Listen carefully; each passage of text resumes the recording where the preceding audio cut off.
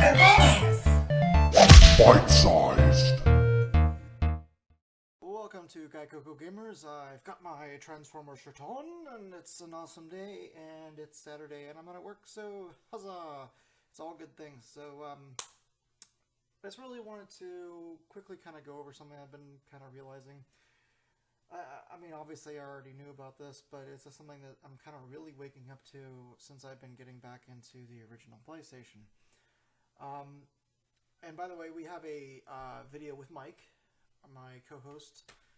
It's about a 30-minute video. We kind of touch a bunch of the hot topics that's been going on recently, like the new system supposedly being rumored, but with Nintendo, all the happenings with Sony, etc., etc.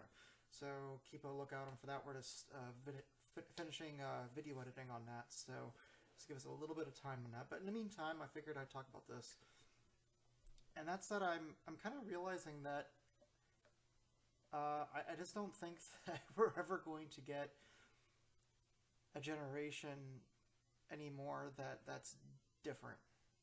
And what I mean by that is, you know, with me going back to the original PlayStation, I just picked this up, by the way, and this is actually a good game. I remember hating this as a kid, but I think it's because I never actually read the instruction booklet. People who think that this is a bad fighter just because they didn't know what they're doing when they're younger, please try it again. It's actually quite a bit of fun. Once you know the moveset, it's very simple to pull off all the moves.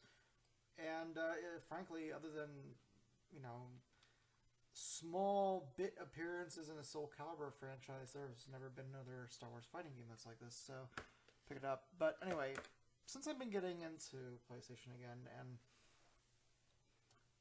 I'm obviously a huge Nintendo 64 lover. I think I've shown on previous videos, of course, where I have like 56, 60, something like that, some odd N64 games, and have my N64 running through my HDMI. I love it, and same with my little PlayStation over here. I don't have nearly as many games on my PlayStation yet, but I'm getting there. Armored Core and Armored Core, what's it, Fantasia Project, or what the hell that's called, are coming in. I actually never got to play the sequel, so I'm looking forward to that. I played the original Armored Core a shit ton, but I never played those little offshoots on the PS1. I skipped straight to Armored Core 2 on the PS2, and from then on, the series kind of went downhill. But anyway, I'm going to too many segments. Sorry, stop it. Anyway, so basically what I'm trying to say, though, is that the N64 and the PS1 were extremely different beasts. Now we have to remember the Sega Saturn was in there too, and the Sega Saturn was personally a system that I probably liked more than the other two initially. I think it's because I was kind of like a, what is that? Oh, it's just dirt on the wall. Dirt on the wall. Glad you could sit here and watch it. No, but seriously, I think back then I was kind of a closet Sega fan. I started on the NES, moved to the Super Nintendo, and had Game Boy, the original Game Boy, then a Game Boy Pocket, and all of my friends, and I kid you not, all of my friends throughout those years, at least in my life, had Sega products. So my friends had the Genesis, which I would go, and at the time I still had an NES, I hadn't gotten a Super Nintendo yet. So, you know, I go over to their house, and they had things like Mortal Kombat, which, you know, to today's standards, not that good looking. But back then, I mean, for someone who was used to Mario Brothers, you know, all of a sudden there's these dudes, and they look photorealistic, and they're freaking, like, knocking each other back into a moving subway, and there's, like, blood splattering everywhere. It looked amazing, and I remember that controller. I know it sounds so stupid, but I remember thinking that it was so badass, the original Genesis controller with the 3 buttons, because the controller was curved, and my NES pad was a solid rectangle. I remember thinking that was so much more comfortable. I also thought it was revolutionary, and it just blew my mind because it had 3 buttons instead of 2. Never really thought that an extra button would be so important to me, but I guess it was. No, but I guess my point though is that up until that point, I really liked Sega secretly. I just never owned anything by Sega. My friend had a Game Gear, and that just blew the water out of my Game Boy, even my Game Boy Pocket, as none of those were in color and none of those were backlit, and it was just kind of like building up. So I think by the time the Sega came out, the Sega Saturn, sorry, came out, I was really on board with that. Sonic R, I remember seeing pictures of that in magazines and just like freaking out about how good it looked. Keyword looked. Didn't play so well. And, I really wanted one. However, by the time that I was able to get enough money saved up, yes, I actually bought my own shit back then. How sad was that? By the time I was able to save up my money, the Saturn was pretty much dead. I mean, it didn't last long. I think by 1997, which is 2 years after its release, it was shit canned. So even by 1996, people kind of knew it was on its way out. I mean, it was a very quick death. A very quick death. So I'm not going to really talk about the Saturn because I know the Saturn's more similar to the PlayStation, although they have their major differences between the two. So I'm just going to focus on Nintendo and Sony. Nintendo and Sony offered two completely different systems. The PlayStation had two joysticks, at least later on in its lifespan, and 64 had one. So if you're a fan of things like first-person shooters, or platformers where you'd have to have a camera control, that was a serious plus side on PlayStation's camp. PlayStation also gave you the ability to release games like... That's the wrong one. Did I grab the wrong game? Okay, like this. Final Fantasy, okay? Where you had CG. And not just CG intros, but like CG in the game. And you had pre-rendered backgrounds that were moving.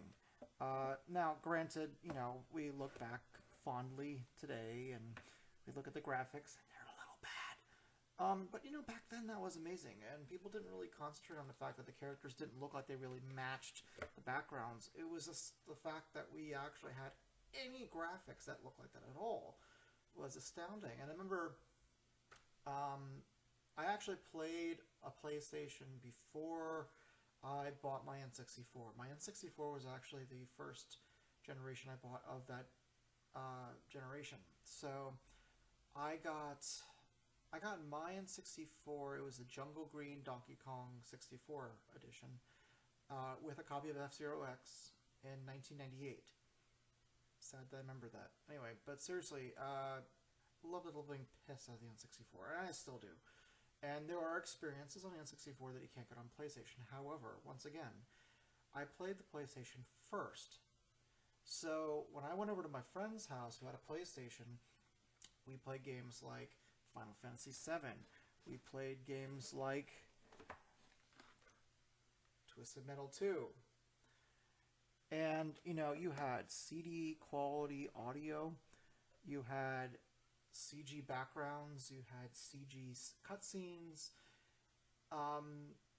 In some ways, better graphics. I know that's like a sore spot with some people. And it's a sore spot with me because I don't even really know which one has better graphics. It just depends. I think the N64 is very blurry. However, I also think that the N64 produced games that the PlayStation can never do, like Wave Race 64. So, whatever. But the style graphics were different enough. Does that make any sense? Like, PlayStation, whether you think PlayStation's better or N64 better, I don't really give a flying fuck. It's over. But they were different. Okay, so I remember growing up and, kids in middle school were like, oh, the PlayStation looks better. And there would be people like, the N64 looks better. What are you talking about? And then, of course, when the Dreamcast came in, then people were like, see, the N64 looks more like a Dreamcast, so that's better. Whatever. Point is, they were different. They were different. And for everything that the 64 did well, the PlayStation had something that it did well. I don't mean to keep on having so many positives for the PlayStation. It's just kind of what's in my mind right now. But the 64 had, obviously, Nintendo games, and they had, well, I mean, I guess if you really want to call, I mean, they had cartridges that was mainly a downside, but I guess you could argue that they're uh, more durable.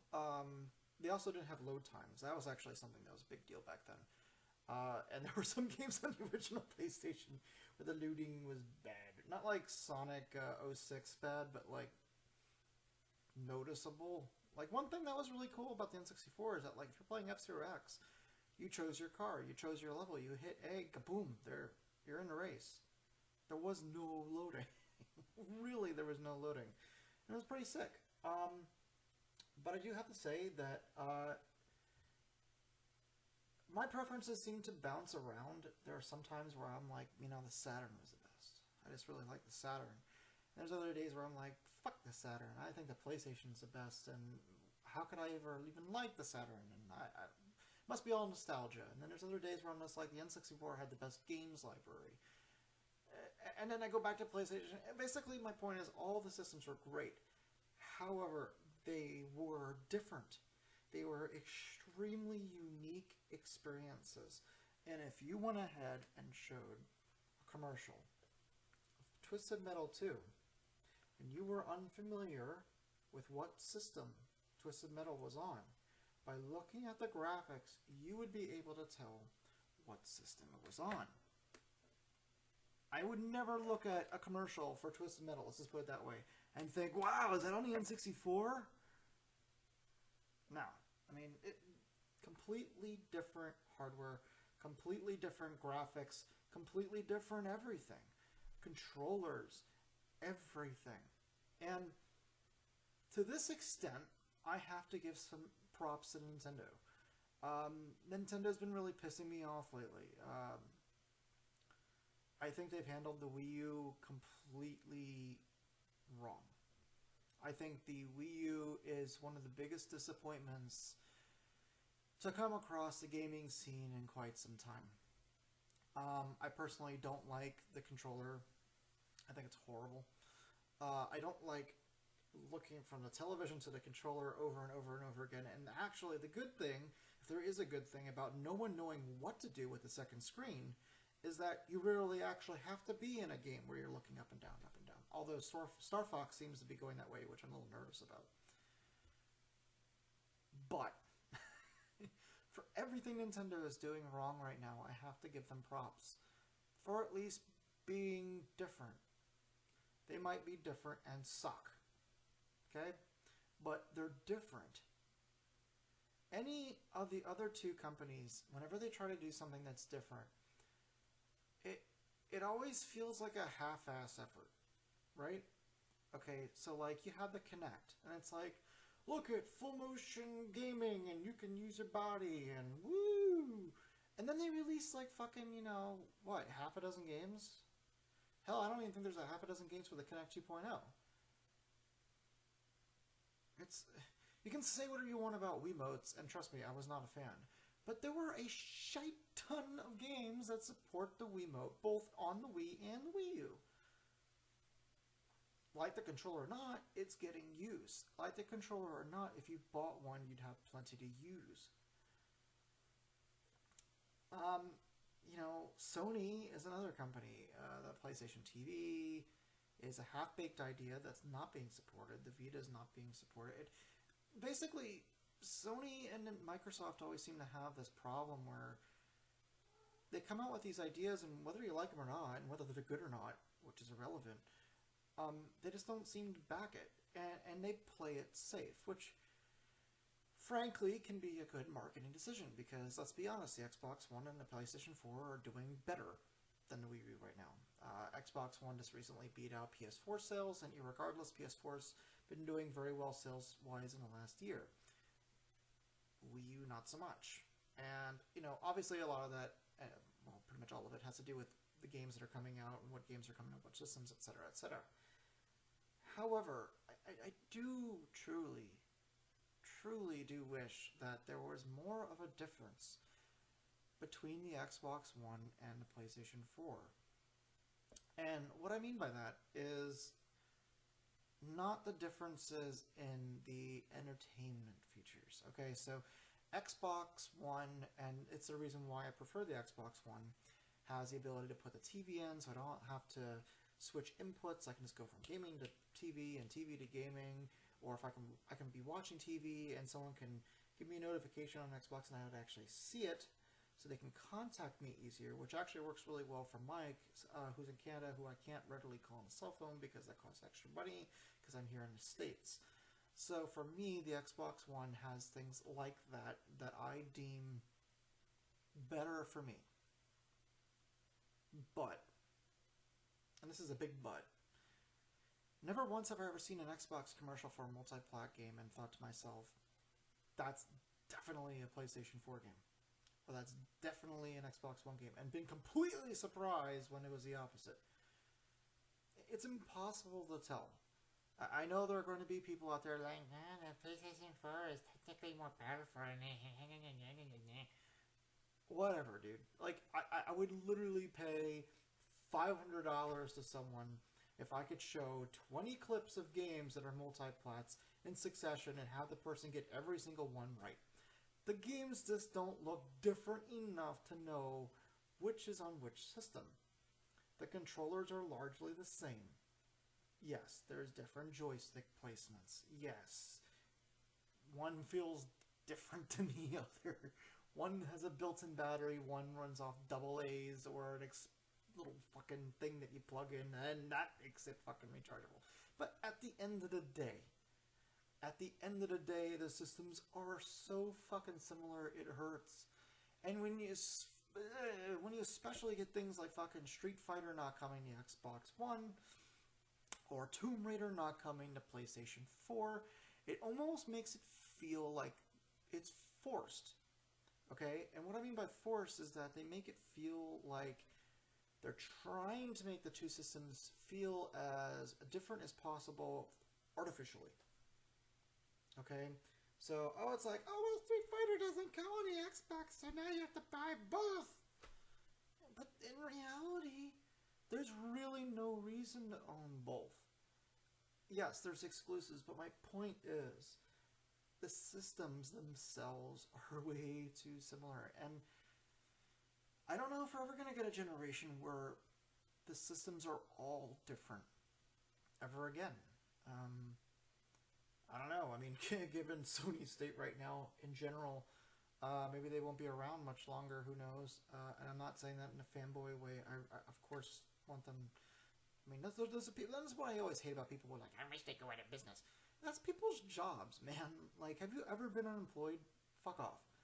But I'm just saying this from a, like, purely scientific, like, I really don't care, but I'm just saying, out of the three companies, Sony's the biggest in trouble right now. I know that everybody thinks Nintendo is, like, in the biggest of trouble, and I'm not saying they're in a good spot, but they have more money in the bank than Sony, and they're losing less money than Sony. Nintendo actually pulled a profit for the first time in a while last quarter. Sony, not so much. So, that's nothing at fault with the PlayStation 4, of course. PlayStation 4 is doing just fine, but you combine the, their TV line, the recent loss of their PC line, cameras not selling too well, the Vita not selling, the PlayStation TV not selling. It's a lot of shit that's not selling, right?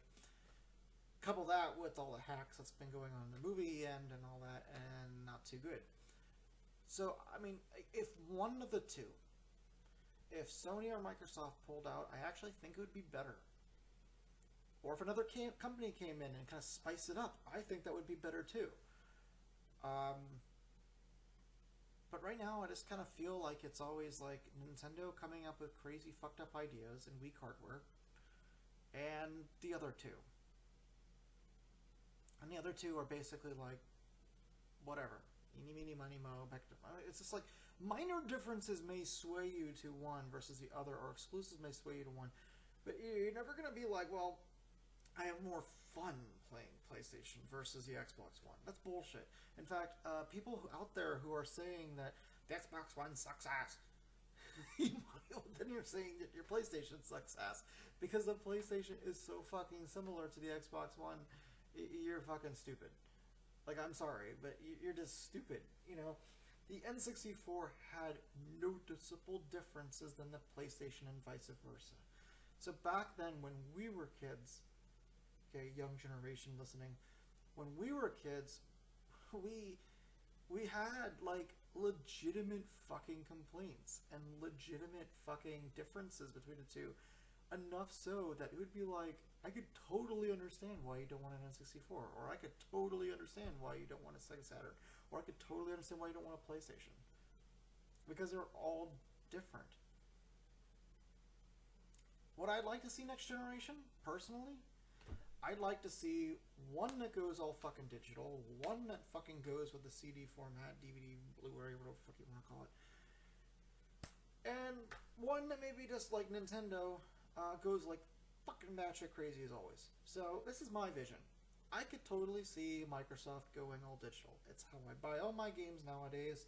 It just makes sense. And in fucking 7, 8, 9, however long this generation is going to be years, disc-based formats are going to be completely irrelevant. I'm just saying right now. No one's buying Blu-ray. Everyone's buying digital fucking movies. It's just going that way. It's just going that way. So what I would like to see is like one that went all digital. Sony maybe going with their disc-based shit. They'll probably come out with like Red Ray or whatever the fuck they're gonna call the next fucking stupid disc. Because that's how they sell every single one of their systems. PlayStation CD, PlayStation 2 DVD, PlayStation 3 Blu-ray, and then fucking PlayStation 4 is just limping Blu-ray to the barn. And then Nintendo, I could totally see them doing something kind of like a handheld hybrid. Maybe make, again, weak hardware compared to the competition, but powerful compared to the Wii U, but it'd be a handheld, and then it could somehow communicate with the television, so it could also be a console. That would be fun. Wouldn't that be fun? When, like, there are, like, such big differences between the three that you could actually sit there and go, I like this one, and not this one, or I like this one, and fuck these two, or whatever the hell you want to do, and you'd actually not seem like a crazy motherfucker for saying it. I think that would be great. And people who make a mountain out of a molehill when it comes to the differences between the Xbox and PlayStation need to really read up on what motherfuckers like us went through when we were kids and see what differences really are like.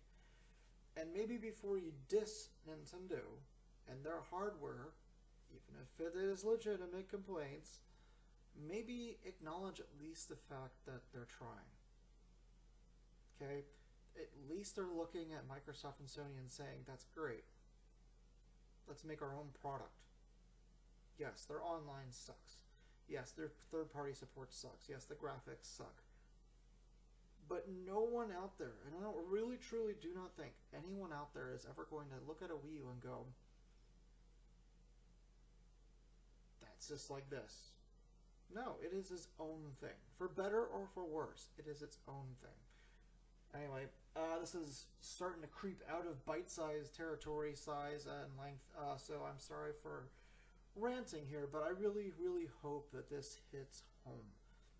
I really hope that people wake up to the fact that, you know, there used to be more differences in hardware, and there should be. And to stop, if you like Xbox or PlayStation, aka PS4s or Xbox Ones, in a modern sense, just stop getting down people's fucking throats, you know, who have the opposite system, because it's the same fucking thing. It really is the same fucking thing. Truly. You like the same type of experience. Minor differences. Same type of experience. So just lay off people, man. Enjoy gaming. Someone who's lived through the true fucked up times in console wars, trust me, with Nintendo and Sony and Nintendo and Sega, it used to be a lot more intense, and there are legitimate reasons for that. And here's to hoping that maybe next generation's is going to be a little bit more interesting, because frankly this one bores me. So to Nintendo, do better. But keep being crazy, you know? To Sony and Microsoft, fucking make yourselves a little different, man. And if you're gonna come up with fucked up shit, Sony, you know, with your Morpheus, and Microsoft with things like Kinect, stick with it. Because I'm already... Place your bets right here. I have my wallet out right here. Let's play some fucking bets. Here, I bet... I bet X amount of dollars that fucking... Sony is not going to support the Morpheus. Just watch. Because other than their main consoles, they never support anything they make. Pocket Station? PSP? Vita? I just flipped you off. Sorry about that. You know, they never stand by any of their things that are different than just the fucking PC in a box, you know, console experience. So yeah, that would be my wishes and wants. What do you want from the next generation? What do you want to see from new hardware? And I know that might be a little hard to think because we're just in this generation. Are you pleased with this generation? Do you want something different? Which of the big three, and you can choose more than one, do you want to change, and for why? Let me know. Put in the comment section below. Once again, please comment, rate, and subscribe. And this has been another Bite-Sized episode. I'm Darryl Benson. I shall see you guys next time. Bite-sized.